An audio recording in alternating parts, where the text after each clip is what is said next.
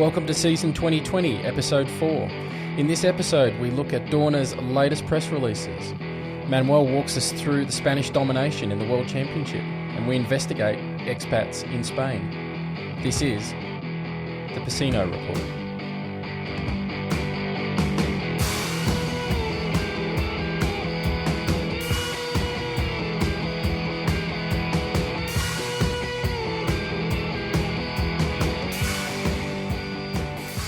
Hello and welcome to the Pecino Report, the official podcast of PecinoGP.com, hosted by me, Dave Gill.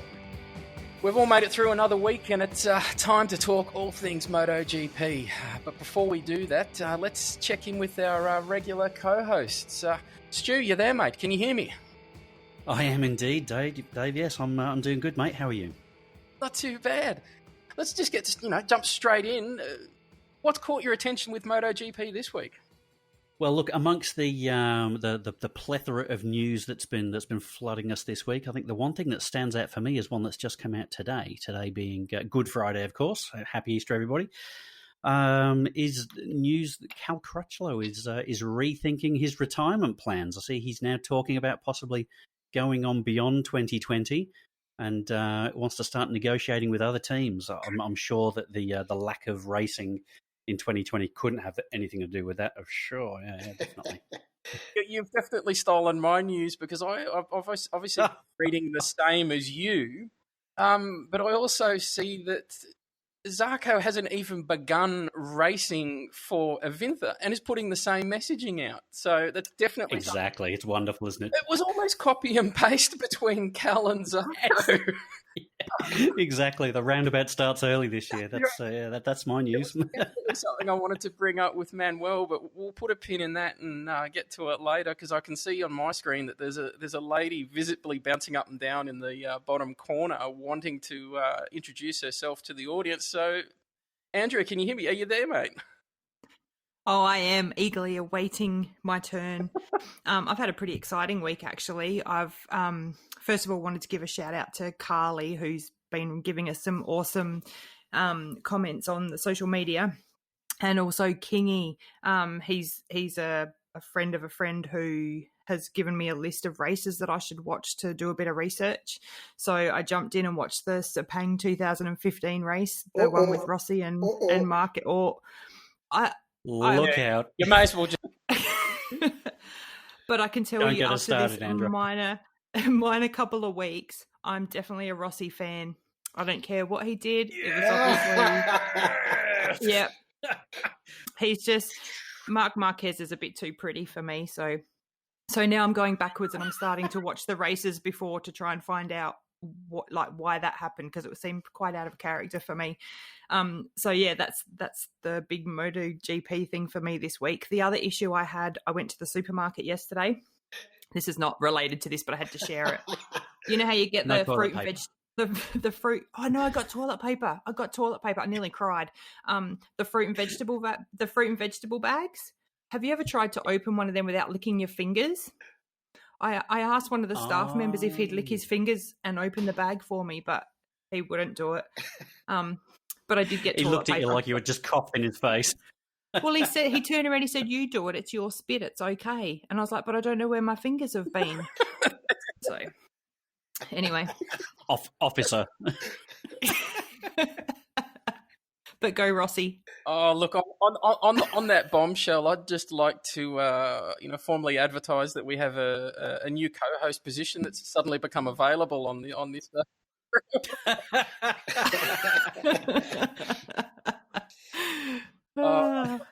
Andra and Stu's lines seem to have simultaneously dropped out forever. Hey, it won't change how I feel. Can you help me out? Can you at least reassure me that there's another sane one in the room? How are you, my friend? I'm just laughing. We're just laughing, and I imagine that it is because it's late night or quite late night there in Australia, because if not, I couldn't understand your conversation. Oh, it is We're Saturday just all night. insane. No, Everything is upside down here. I just said it. Look. Oh, dear. So now here we are again on our fourth podcast, and with a lot of things going on despite the championship is frozen. But it seems that people are started to get nervous. As you mentioned, the Cal Crutchlow comment, Zarco's comment, and there has been also some issues inside the Yamaha family. Really? You see? Yeah. I don't know, David, if you want, shall we start straight, or do you want to introduce something? Let's jump straight into it. The latest news coming out of Dorna, I think it was yesterday, I think would be a great starting point if you want to walk us through that. You've had some inside information as well as some information that was supposed to be kept private for Ducati only, but apparently some of that has leaked out. I'm sure our listeners would love to be able to get some insight into that. We're rubbing our hands together. Well, let's start with the Ducati. Remember that in a previous podcast, I told you that I was called by some Ducati boss inside his truck? Yes. Yeah. Because I have written something uncomfortable, let's say.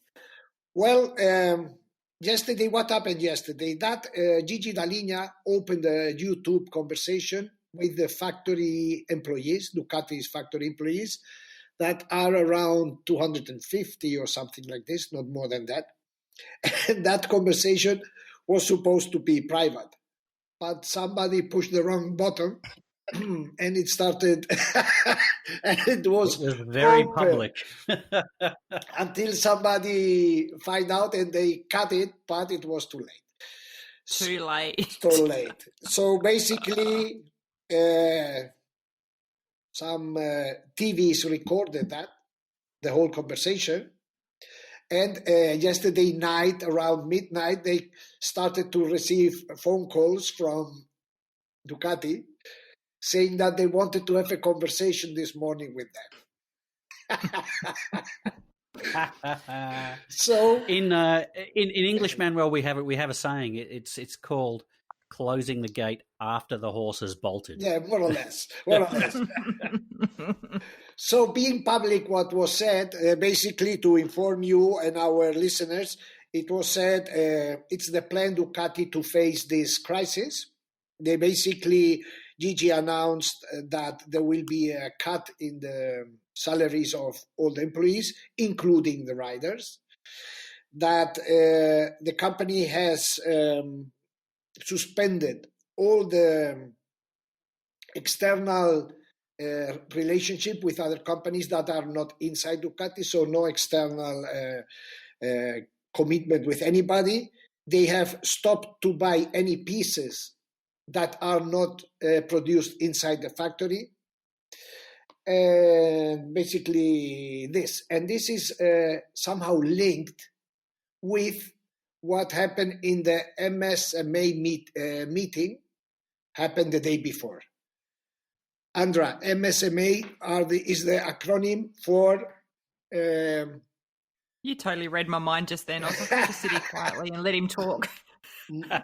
Be polite, he'll get to it. Motorcycle, what? It's basically the association for the factories that are in the Grand Prix. The Motorcycle Sport Manufacturer Association. Oh, the manufacturers? Yeah. Yep, okay. Okay. These are six manufacturers are in this association, that are the three Japanese, Honda, Suzuki, and Yamaha, and the three Europeans, Ducati, KTM, and Aprilia. Okay, so they met and they decided to freeze the development of the MotoGP bikes for this year and the next year. Why? Because the Europeans, basically Italy, said that the Japanese were taking advantage of this situation because the European factories were completely closed, all the different departments, while the Japanese, they were open and could keep working. So therefore, to make it equal, they suspended all the development in the next years. So is that something that will definitely happen, or will someone sneakily do it on the side? Yeah, I think that's quite difficult to control, isn't it? Yeah, of course, very of difficult course. to control. But regarding the situation of Ducati, I have to say that all the European factories are suffering a lot. KTM, for example, through his president, announced that after the crisis, KTM will not be in the condition to keep the investment in racing they have been showing until now. I know also that Aprilia is even in a worse situation because Aprilia is part of a big Italian group called Piaggio. You know, the ones who sell the Vespas. I imagine you know. Peugeot? No, Vespa. Piaggio. Piaggio. And the same, they are in a crisis and their CEO wants completely to freeze the investment in racing. So the situation will not be easy. So the question that brings off the page for me, Mamos, how were the Japanese able to continue development where the European factories can't? So why were the Europeans so sensitive on that? What capacity do the Japanese have that the Europeans don't? Yeah, but the simple situation that they can go physically to the racing departments. This is different. Just that, and and imagine, for example, the Japanese, they are able to take their bikes into the wind tunnels. For example, if they want to work on aerodynamics, they can test on their private tracks. Each of these factories has in Japan. So it's a huge advantage, while the others are sitting at home eating pasta and pizza. Probably. That was my misunderstanding. I thought Japan was under the same restriction as Europe, so that makes a lot more sense. I know that until yesterday, the Japanese were free to go to work. Yesterday, Honda decided to close also their factories, all the factories in Japan, but it happened just yesterday. So now they are in the same situation. It's only in the last 48 hours, I think, that Japan have declared a state of emergency, similar to most of Western Europe and the United States. So that probably could have something to do with it as well. That the closures haven't been happening around Japan. Japan hasn't been feeling a lot of the pain of COVID that we can see that a lot of the rest of the world has to date. But I think it's just getting to that point now. But just to play devil's advocate a little bit there, Manuel, if we in a division that's the pinnacle of two-wheeled motorsport, is it fair to punish one set of factories for the potential shortcomings of another set of factories? The European factories don't have the facilities, they don't have the wind tunnels and that sort of thing, and the race departments are somewhere else. That's fair enough. But should the Japanese factories be punished because the European factories have to close down? What are your thoughts on that? Well, I think it's the fair play that everyone has the same tools. You know, the situation is so abnormal that I think that's the fair way to do things. It has no sense that suddenly, if or when the championship restarts, somebody jumps in with a huge advantage they didn't have before. I think that this isn't fair. And I think it's a good decision. This meeting, the factory meetings, will be a pre-meeting of the meeting Dorna will have to the factories to finally decide what they are going to do. And this, Dave, we can jump into our second issue of this introduction. Look, I'll go and grab a drink. You just keep on rolling if you want. Keep going. Because I was going to lead into this with this is causing some ripples amongst the teams. I was reading one of your articles today on the ramifications from COVID, and I'm getting a little bit of COVID and coronavirus fatigue. I propose that we actually give it another name. I'm proposing Event Baz, or how about we call it Steve? Steve is causing ramifications through the factories. Hurricane Bloody Tonya. Steve. Is there a Spanish name that is a common name that everyone knows and everyone is happy to hear? What's a good Spanish name that we can use? For? Manuel. Oh, no. Instead of saying coronavirus. Like a Bob or a John or a... Yeah, what's a common name? Common name is Pepe. Pepe. P-E-P. Pepe. Pepe is giving me the... So, getting back on track, Event Pepe is obviously causing some ripples, some effect through the factories. And I said, as Stu's seen, and as you've obviously sort of looked into the future with some of your articles on PecinoGP.com, the riders are starting to get a little restless. Yes, and look, we have been in lockdown for how much? 4, 5, 6 weeks already. So it's starting to. People are starting to get nervous because it looks like that we will have to be another 3 or 4 weeks. So the thing is starting to get tough, and the riders are starting to get nervous. The factory, I just told you, they are seeing a really big, huge crisis in front. So what Zarco, what you just mentioned about Zarco, starting to thinking or sending out the message that he might change when he hasn't even raced yet. And Cal the same. And in Yamaha, look what happened in Yamaha. The actual manager of the Petronas team, where Quartararo is supposed to race with, said that if the championship is not going to happen, Quartararo should race for him in 2021, ignoring the contract he has signed with the factory for Yamaha for the same season. So immediately, Yamaha factory came out with an announcement saying that the contract with Quartararo will be fulfilled in any circumstances. So it's all starting to get a bit angry. Yes, everybody's starting to get a little bit nervous with this situation. So, and for Andra, for your background, Quartararo is very much the up and coming next sort of new young guy. All the research I've been doing have been years back, so I'm not familiar with these names. Yeah, and someone needs to bring out a new movie. And he's far too young for awakening your interest in him. Is he 15? No. He's over 16. He's fair game. Oh, fine. What is it? But is no, it he's half your age he's very quickly come up from half your age plus 7. That's it. Yeah. Oh, he's very quickly come up from Moto 2, and he's good. Yeah. He actually doesn't mind walking around the grid with his leathers off. Like he's a bit prone to that. Hang on, wait. How do you spell his name? How do you spell it? Spell Quartararo. What? 8, 7. We're doing a live. This is for everyone at home. We expect you to be doing the same. I seriously have no idea. How do you spell it? Does it start with a Q? Yes. Quartararo. Quartararo. I've got Quattro Insurance. I don't think that's him. Oh my goodness! You keep talking. I'll work it out. Well, then let's go quickly to the situation of the championship, right?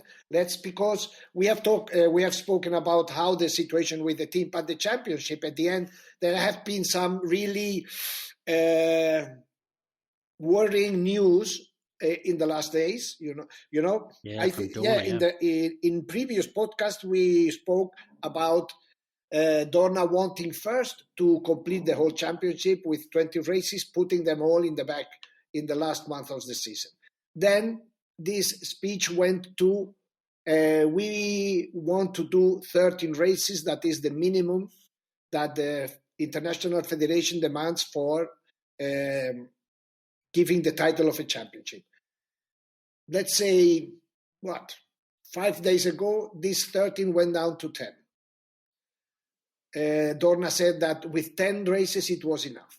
And what's the normal amount? The calendar was 20 races.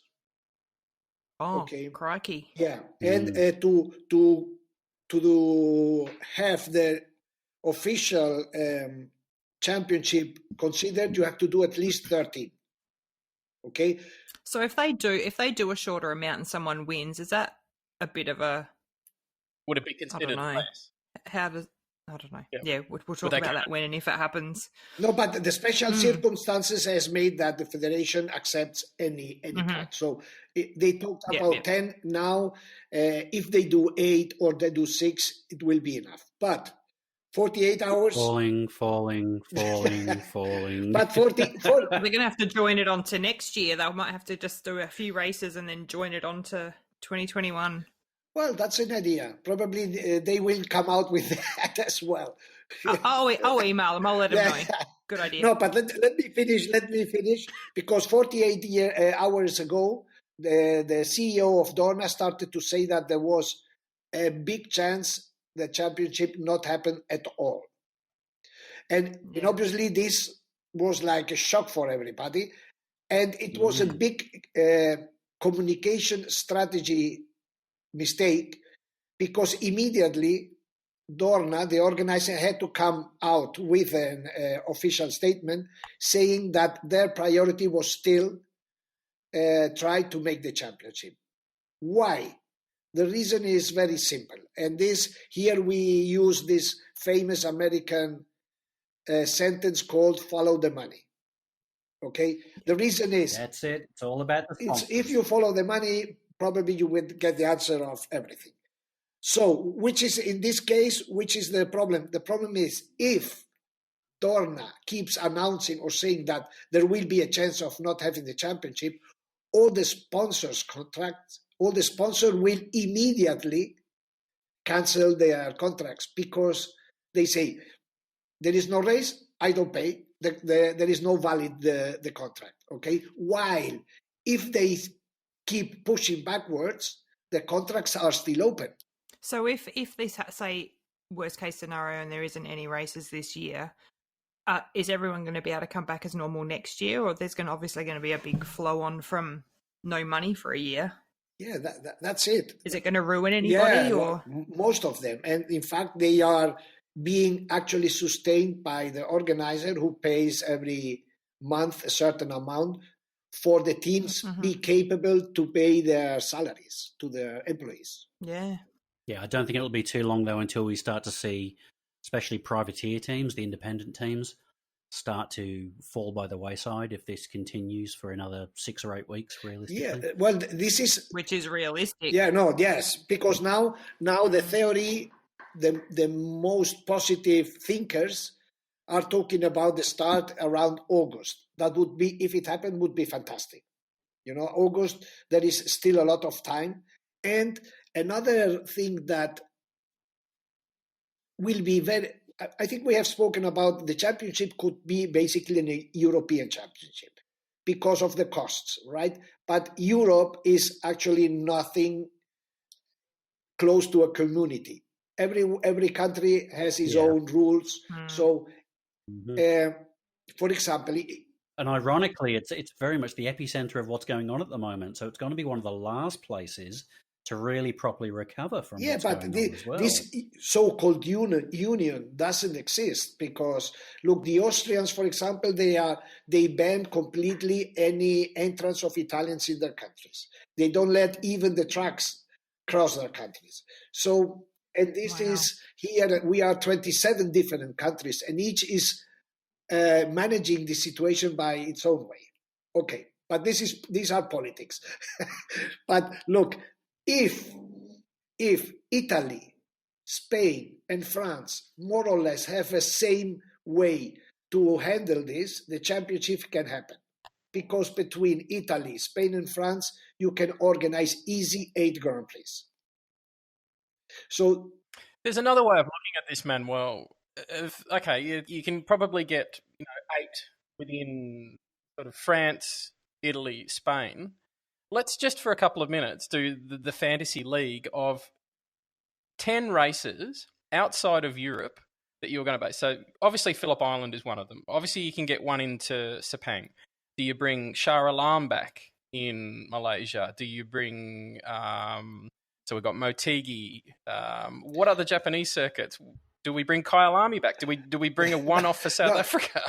What's the Manuel Fantasy League for if we have to do it around the world? The cheap global GP.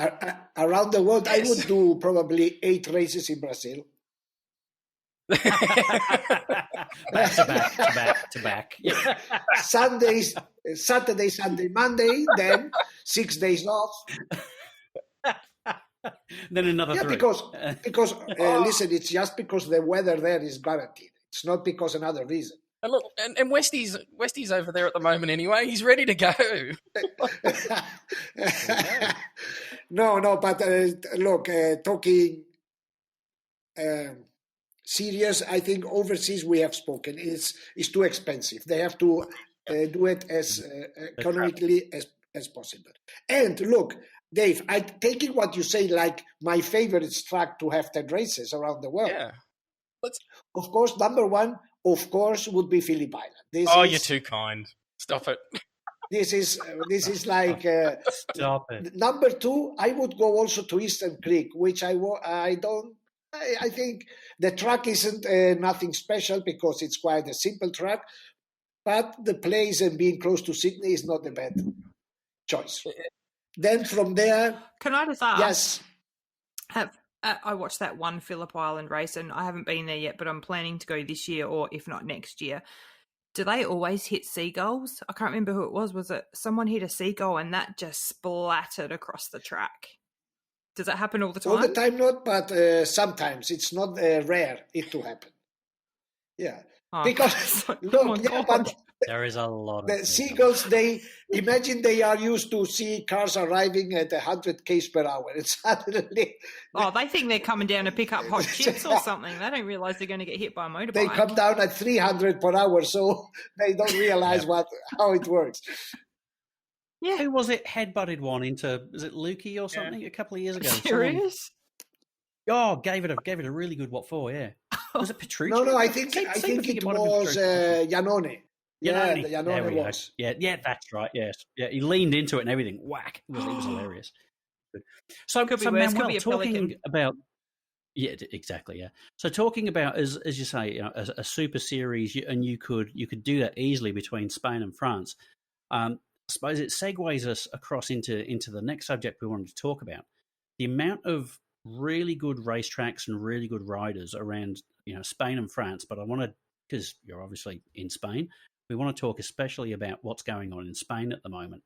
How many GP-ready tracks are there that you know of in Spain at the moment? Well, officially we have 4 races. We host 4 races, as you know. Then. Mm-hmm.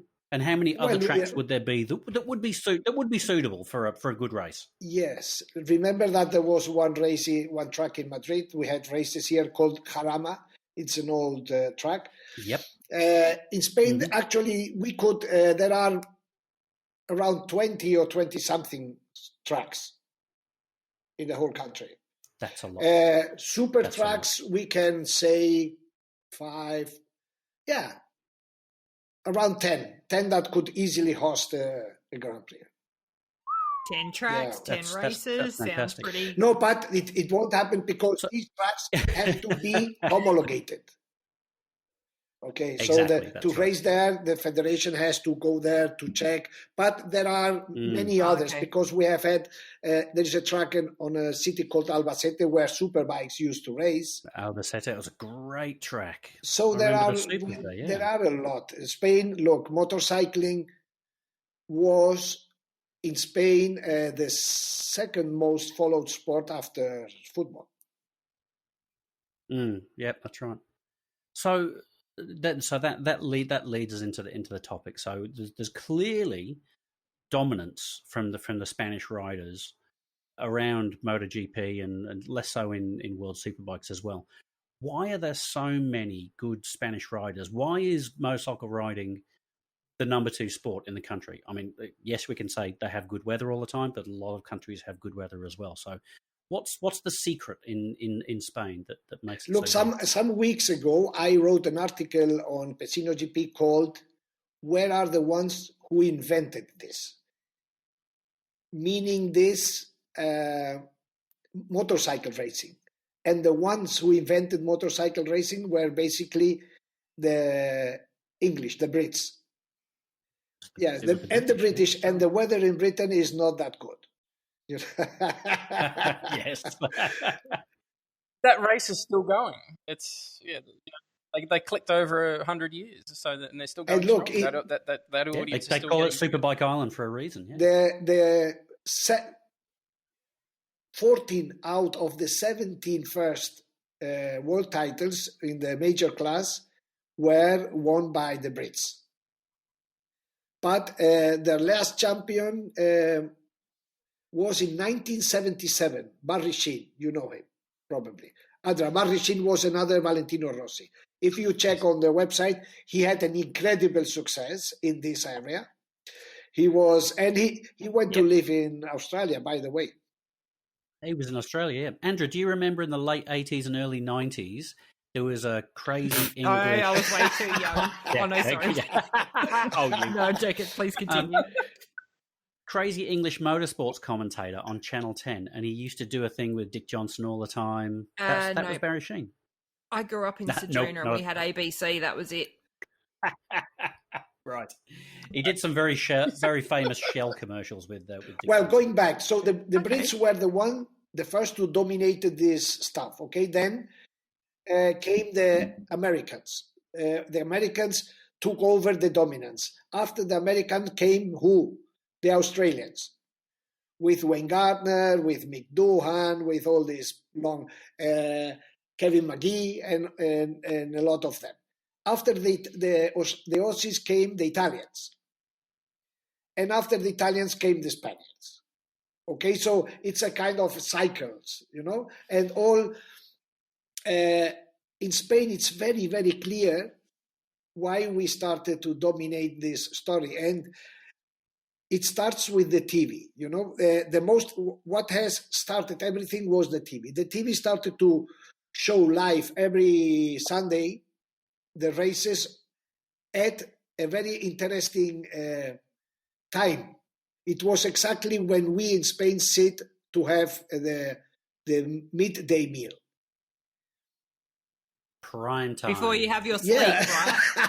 So, and then you go to sleep and dream about motorbikes, and then that was it. What happened that all the families, my mother, my grandmother, they knew who were the different riders, because we just sat at the table with the TV on and just, you know, hearing constantly.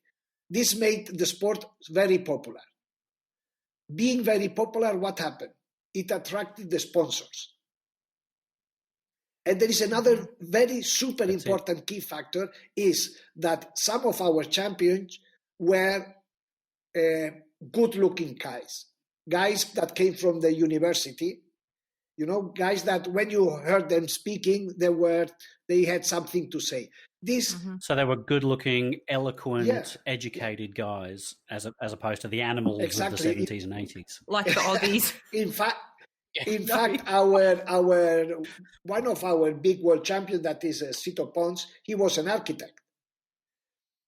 You know, so he and this pushed up the level of the sport, and then immediately the big sponsors started to come. In no other country in the world, you can see the two biggest companies in the country sponsoring teams. Repsol, Movistar, and then even banks started to sponsor teams, you know. And then when the money arrives, then everything, the sport gets popular. The image of the sport are nice people, handsome people. This attracts young people. So, no, and then it gets into the second most popular sport.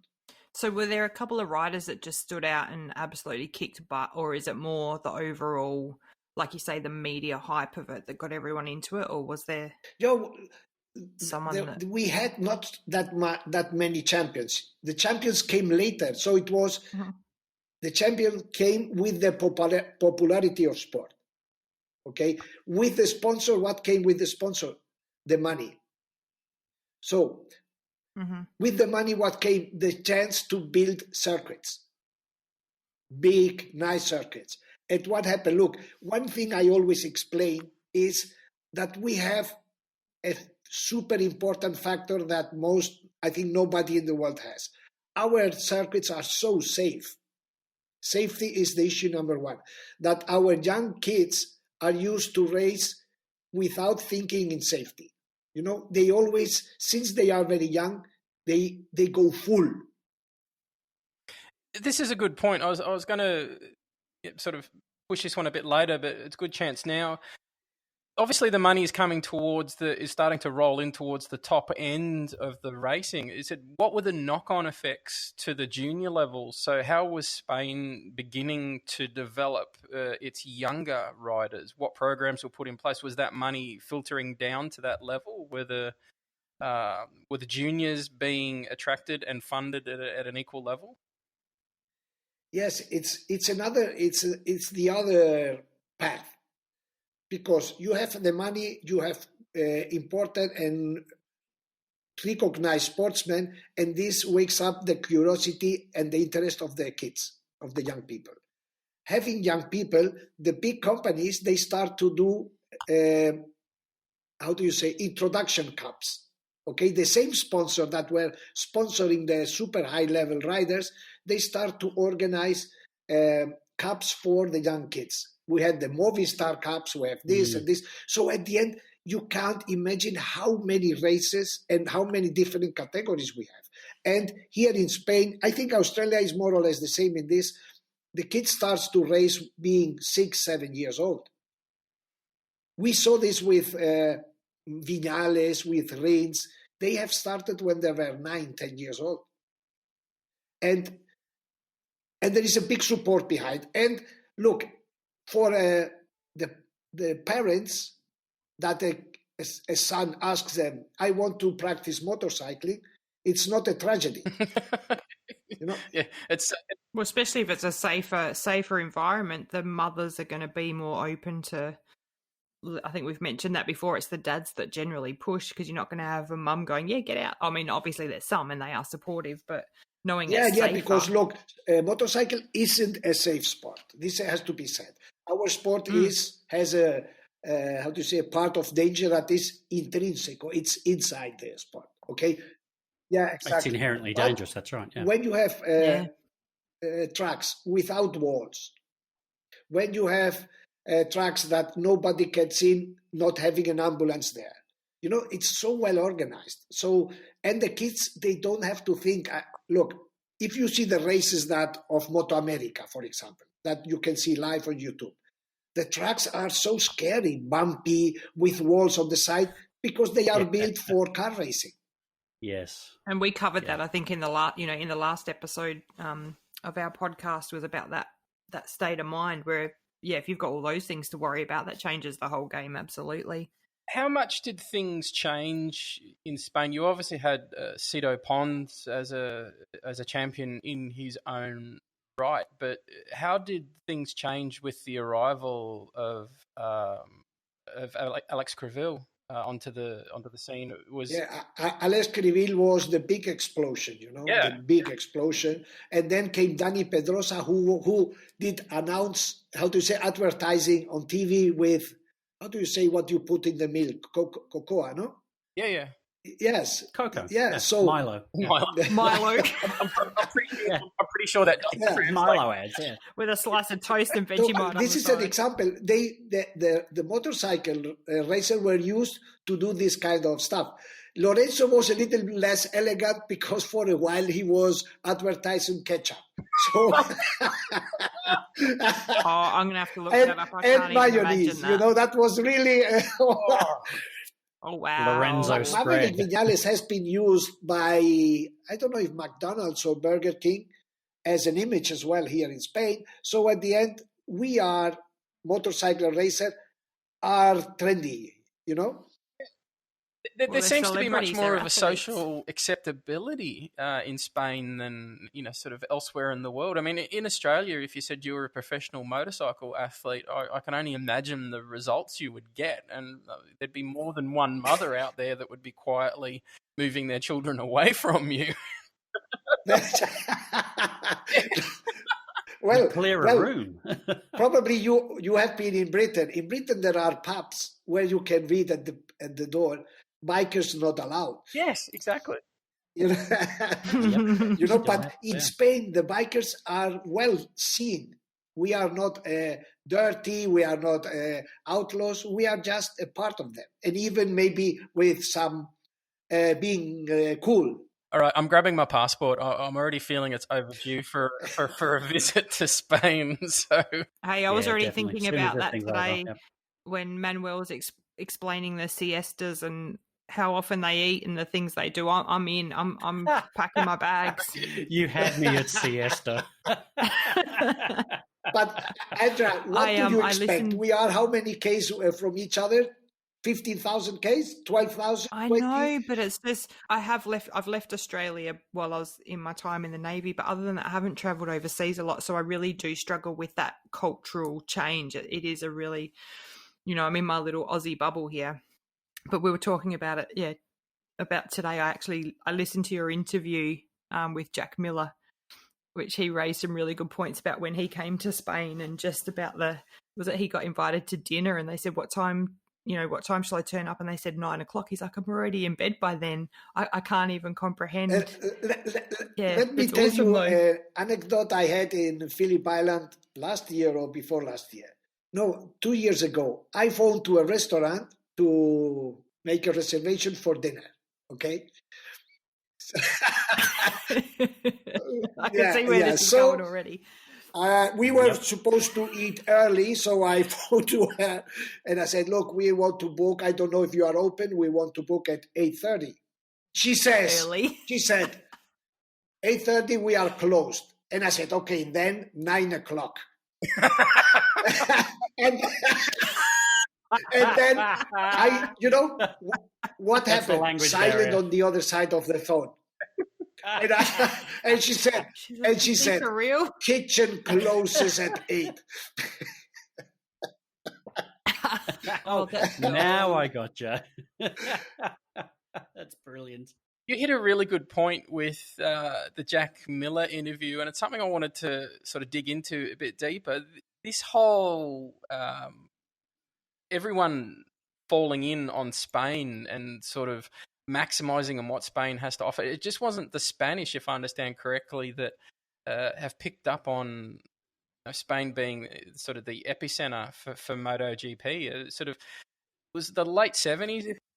Especially feeder series as well, like with late with 70s. The junior series, If my memory's correct, we started to seeing the Americans come over and starting to base themselves out of Spain. Is that correct?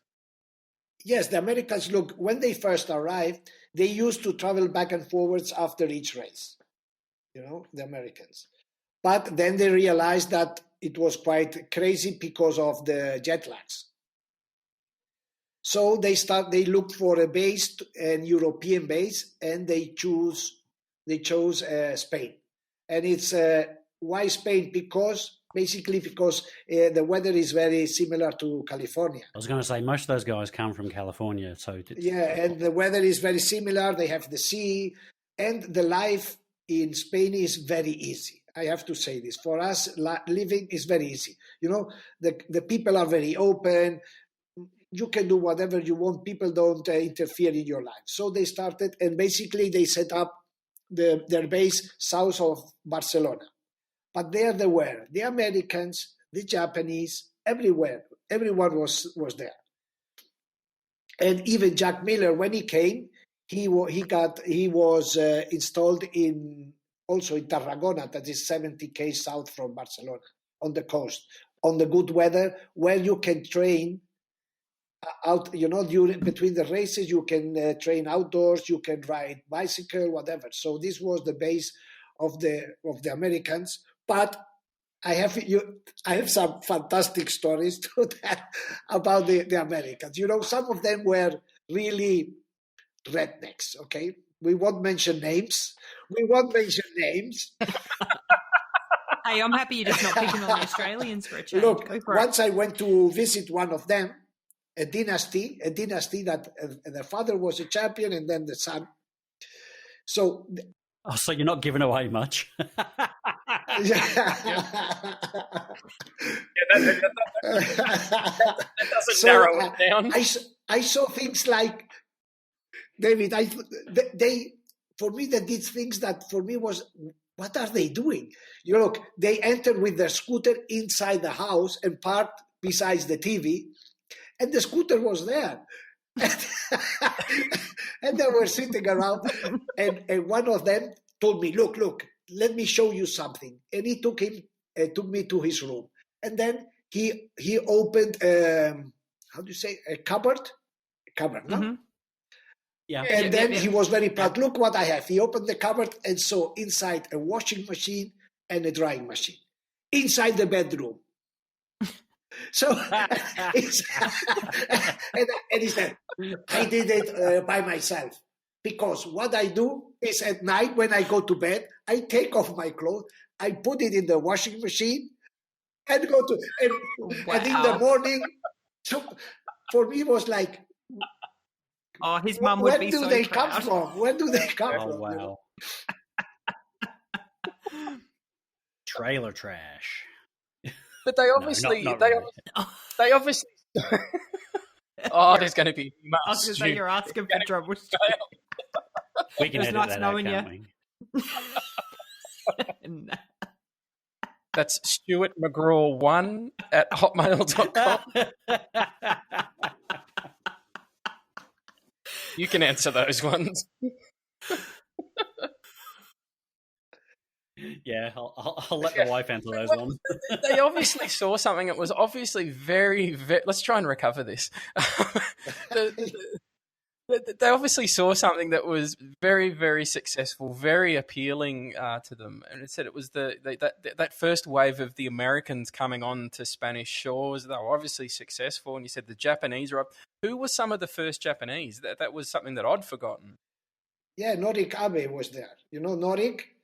Yeah. Abe, he lived in the same community that the other Americans. So imagine, you know the Japanese, how they are. Imagine Absolutely. the Japanese living together with these strange Martians came from America. It was so... And I tell you something more. Now, the one who lives now there in the same neighborhood is Wayne Gardner. Yes. Yeah. He has been living there for a while already, yes. because it's a fantastic place. The weather is so good, and the sea, and it's so easy. And it's basically 30 minutes drive from the Barcelona airport. So when they have to move Europe, it's very easy for them and very comfortable. So who would, rattle some names off. Who would currently base themselves out of that part of Spain for our listeners? Who, when they're seeing, the names and the faces on the screen, associate... Look, the names, the whole Roberts trip, no? There was... Yep.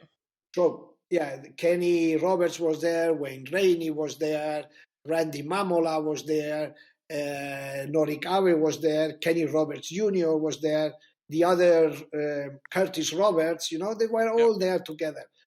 Wayne arrived also there, Wayne Gardner, so lots of them. Did the just roll through into history? Did the Doohans pick up on that? Did the mighty Mick spend any time in Spain? No, I think Mick was he was based in Monaco, wasn't he? Okay, yeah, that rings a bell.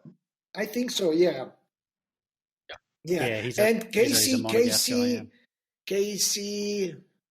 I think he went to live in Switzerland. Yes. He was even for that he was strange. Was that somewhere he could go fishing? But look, yeah, it obviously worked for him. Mountain climbing. But we've got Jack in there at the moment. Yeah. Are there any non-Spaniards that are basing themselves out of Spain? No, they all moved now to Andorra. You know Andorra, the country in the Pyrenees, a small country in the taxi. Look, out of the 22 MotoGP riders, actually, there are only probably 4 that don't live in Andorra. Officially. These 4 is Marc Marquez, who still lives in his village. Andrea Dovizioso, who is another one who still lives in his village. Valentino Rossi, who lives in his village after having lived with between, how do you say, in London. Yeah. In inverted commas. In London, and then the other one whose father is immensely rich and he doesn't care to pay taxes. That is Tito Rabat. Tito Rabat. He doesn't need the tax breaks. Yeah. The guy who didn't buy himself Look, a ride. I tell you, regarding taxes, you know that Valentino Rossi has been the person who has paid the highest fine in the history of Italian taxi. Oh, this is a story I want to hear. Guys, I'm just going to mute two of you. This is all Manuel. Go for it, my friend. Yeah, go. He paid 22 million. 22 because he was supposed to live in London, but he lived in his village. So it was a huge story in Italy, a huge story. At the end, he paid. And now he lives, because there is a saying that I think you will share with me. If you make, how to say in English, if you make that much money that you can't live where you want, exactly, it's not worth. Can you say it in Spanish? I want to hear you say it in Spanish. Go. Si ganas tanto dinero para no poder vivir donde quieres, no vale la pena. Oh, that sounded pretty sweet. So, Andra just ovulated. Just ovulated. Yeah. Well, with women all over the world just ovulating. So that's and look, another funny or curious point of this: two riders who live where they were born, and after each race they go to their place with their friends, finished the last championship first and second. Marquez still lives where he was grown up. Dovizioso never left his hometown. Never. You know, the riders need, after this, during a weekend, their adrenaline, and they are so stressed, and they go so up and high. So when they go out, they need to boost down. You know what I mean? And if you are surrounded by those which you went to school, the same, I don't know, you go to the same shop that you went with your parents, it's another way. It's like a security blanket, yeah. And people aren't going to be freaking out going, oh my God, it's them, because they've grown up with them and known them. Yeah.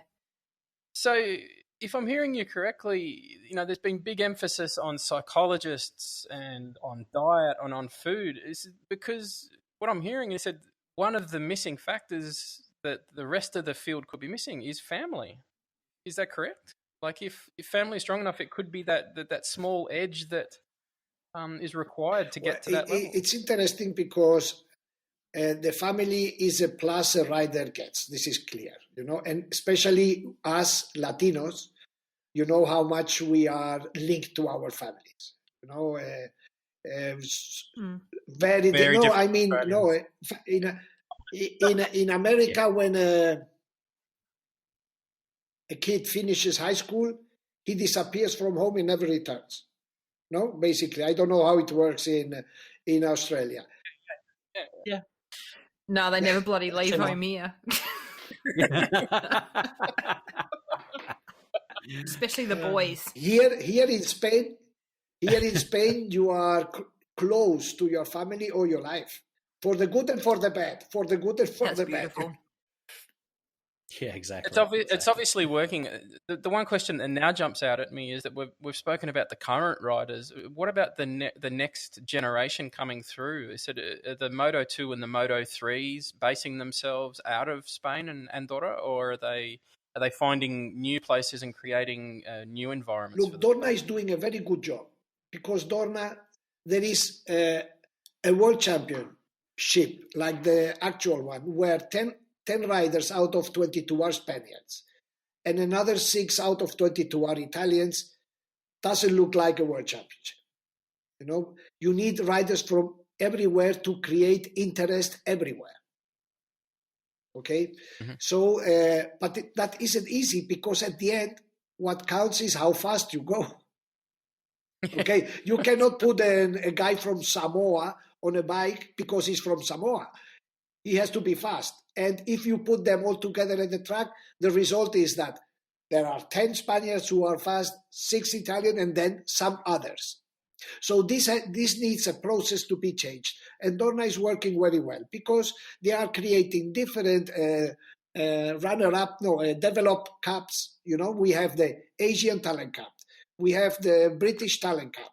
We have now the Northern European Talent Cup. So they are creating young rider, but this process takes, I would say, 10 years. Yeah, exactly. Some of the Thai and Malaysian ones that I've seen are fantastic. Yeah. But look, these cups are organized around the world to make the process cheaper, because the Thai, the Malays, they keep in their zone. But then the best of them have to come to Spain, where the level is high. Yeah. So these come to Spain and participate in our national championship. And from there is the jump into the World Championship. Yeah. Here the level is very high because what I told you, because of the circuits, because of so they are starting to build a net around the world, and then the best of these net come to Spain to finish their motorcycle education. Yeah, so realistically, they want to get those guys as early as possible, don't they? At what age do they ultimately want those offshore, those foreign riders to come in? Look, if here the Spanish championship, that is the reference for the riders, are around 13, 14, 15. So this makes difficult. The situation is difficult because the parents of an Indonesian guy or Malaysian guy, they have to be ready to send their son or their girl, their daughter, with 12 years or 13 years to Europe and to the other side of the world, normally by themselves as well, and they have to trust it. They have to have the funds to do it because it's not completely funded by Dorna or whoever the league is. That's right, yeah. So it's a very difficult thing to do. Dave?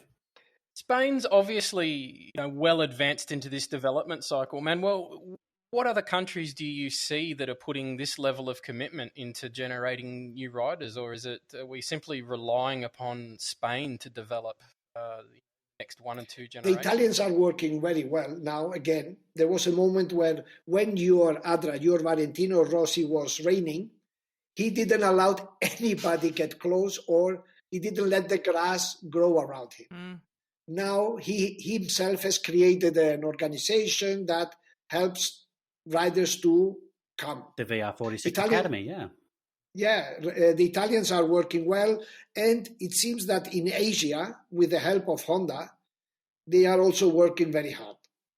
Honda, you know that the biggest motorcycle markets in the world are in this moment Indonesia, and Thailand. Mm-hmm. So for the Japanese factories, it's very important to have riders from these countries in the championship. Yeah, and they're starting that. We're seeing an Indonesian Grand Prix for Lombok for 2021. Is there more races scheduled for Japan, or is that something that's being looked at? Japan is considered another story. It's not included in the Asian profile, Asia for them is Vietnam, Thailand, markets where they can sell. Southeast Asia, not Northeast Asia, yeah, that's right. Yeah. And let me point you something funny. I spoke with a very high Honda representative about this process, and he told me that they clash against a problem that is a cultural problem. They say, look, these Malaysian guys or these, when they see that they can make, with all respect, $300 per month or $600, for them is good enough. They don't have the spirit of sacrificing. Yeah. Yeah. So if you have to tell a kid, you have to go to Spain and be alone for 1 year, he said, no. Why? I make here 600, for me it's enough. Yeah. They don't have this wish to get world champion. Is hunger the right word? Yes. Sacrifice attitude. Yeah. Okay. Yep. Yeah. So that internal hunger for wanting, driving them. And this is something that you've touched upon, Andra, the different personality types that even, we're 2 weeks into your MotoGP journey and you can already start to see the personality differences. So it's something that we've got scheduled to talk a lot more about, but we're obviously starting to see some consistent themes starting to come out, even at a country and a state level. So, Manuel, thank you so much. Another fascinating insight into a side of the sport that very, very few of us would get to see, and it's on your back doorstep. So we'll be regularly checking in to see who and who isn't competing with each other in the supermarkets of Andorra. I have this picture in my head of all 18 in the supermarket charging around, wanting pole position at the groceries. Pushing the trolleys. Talking about competing, am I correct that there's another virtual MotoGP that was race going to be happening? my sign-off. That's right. Yeah, there is this Sunday night. There is. Yeah. That's sorry. Right. Yep, this Sunday night, second. I was just leading into it for you, Stu. Thank you, Andra, for the segue. It's a very interesting lineup. Stu, would you like to run us through that? It is indeed. So we've got the full Repsol Honda team, Mark and Alex. We've got Danilo Petrucci for Ducati, and interestingly, Michel Piro's riding for Ducati as well. So we don't have Dovi riding for Ducati. We've got Rossi and Maverick for Monster Energy Yamaha. Petronas, we've got Quartararo, Pramac, Pecco's racing for them. Tackers on the LCR Honda, and good old Tito Rabets there for Real Aventure. It was Andrew who sent me a message through on the group chat this afternoon. He obviously stumbled upon I don't even know Would how. like I was just Googling, so I just sent a photo to Dave, and I was like, who's this cutie? No, Tacker's okay, but we're more interested in Tacker's sister. Well, we could... I'm not going to say what I was going to say. He's one of the most wonderful human beings on the face of the earth. I've run into her a couple of times. She is a beautiful, beautiful person. She's tolerated this Australian who just runs up to her and wants random photos. Andra, this is Manuel starting to shaking get very kind. I was so happy last year. They are melting. They are melting. Oh yeah, at the island last year, Andra, I got the full trifecta. I got Tacker's sister, and Lucio Cecinello. I got photos of all of them. Oh, I think we're going to have to share I think some that of these we have photos to with change our the listeners. intro music with some violins. I think so. It's romantic. We can do a hot or not for Tacker's sister. She's a hot. Yes, We'll have that at the end. Perfect. So, are you kicking us off, Dave? Have we finished? Are we done for another week? That's it. We're gonna have to wind this one down. We've got a hot or not yes for Taka Nakagami, so we haven't got a bad one yet. So do you know what? I'm grid starting to think this is going to be a challenge. You're going to have to find someone who looks like the back end of a donkey. Do we put Tito Rabat? I think you're going to have to. If anybody out there has a vote, hey, I've been married for like ugly 17 MotoGP years. rider, present or past, please let us know. Jump on the gram. Let us know. The Pecino report. Send me a picture. Andra, I'm not going to tell you the name because you are going to sleep and you will have probably nightmares.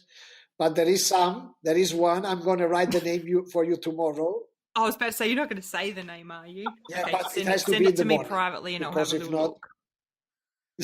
Okay, after coffee. And I just tell you that this year he had done surgery. How do you say that? Yes, surgery, cosmetic surgery. Yeah, cosmetic surgery, and to try to fix what the nature. Oh no! But did it? That was he very said, diplomatic, man.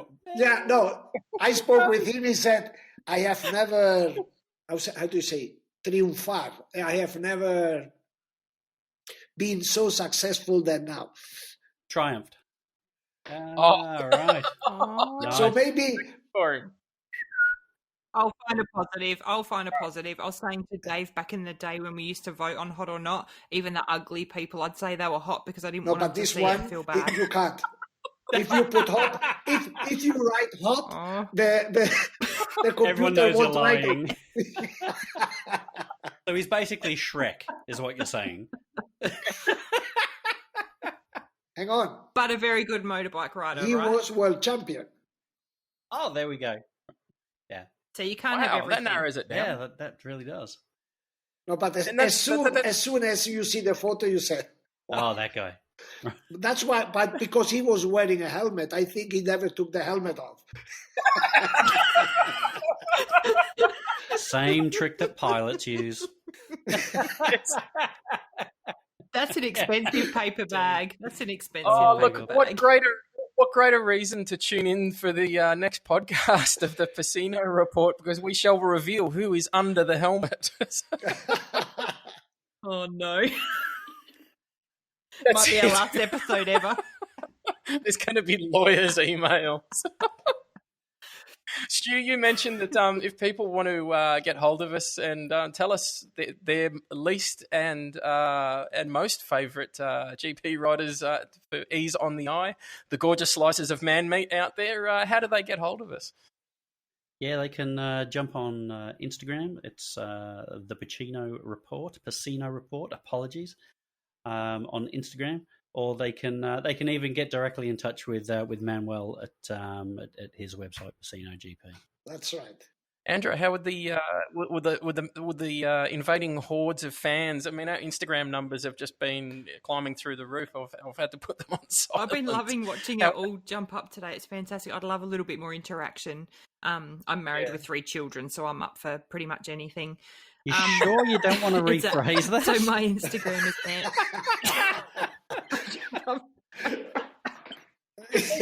Can we delete that? I'll say that again. That's going to be the tagline on the show, isn't it, for this episode? Yeah. This is going to be the quote for the episode. But anyway, my Instagram is Andra, ANDRA _ the Pecino Report. So please, if you have any races that you think that I should watch to learn a little bit more, please let me know. Tell me why. I'm getting very excited by all this now, but I can't watch everything at once, so I need recommendations. Manuel, obviously, this podcast has your name on it. How do people get hold of you to hear more? Well, basically, they can find me. That me is now us on PecinoGP.com. And there is everything. There you can read, there you can listen, there you can watch some YouTube videos. It's a community. PecinoGP.com. Thank you so much again, Manuel. Thank you again, as always. It's been insightful. It's been wonderful. The greatest thing our listeners can do at this stage of this podcast's journey is to obviously go out, tell your friends. If you're on iTunes, leave us a 5-star rating. If you're on any of the other podcast providers, the Googles, please tell your friends at this stage. It's the greatest thing you can do for this podcast. We love making these for you. It's nice to know that it's going out to an audience. We're starting to see. I've never spoken to people in the Netherlands before, so hello. We're starting to see that. So this is a very, very welcome process for us. So, thank you so much for the support we've received so far. One piece of feedback that I will slide in was an email that was sent to us to explain that Andra was their obvious favourite, that was helping them through their working day. Manuel, you were they acknowledged you as a master storyteller, and they were just finding this fascinating. And the other two had nice voices. Yep. Yeah, the other two. Thanks. It's only because they can't see your face. I'm sure they'd say you've got a nice face if they could see the video. No, they'd still just say I have a nice voice. That's it. Why not stick to the first lie? Yeah, you may as well. Love it. So for that gorgeous listener, thank you for your feedback. I'll try and talk less next time for you. So I'll bid you farewell, and we'll see you in episode 5. Thank you so much. Bye-bye. Ciao. Thanks, guys. Thank you, everybody. Thanks. Bye.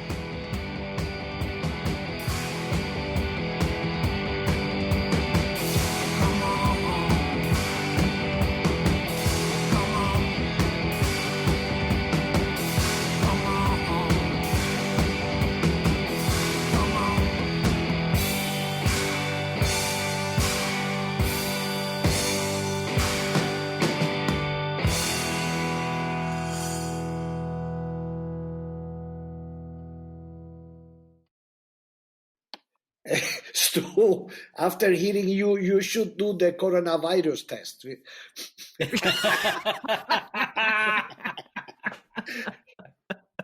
Because it may start like this,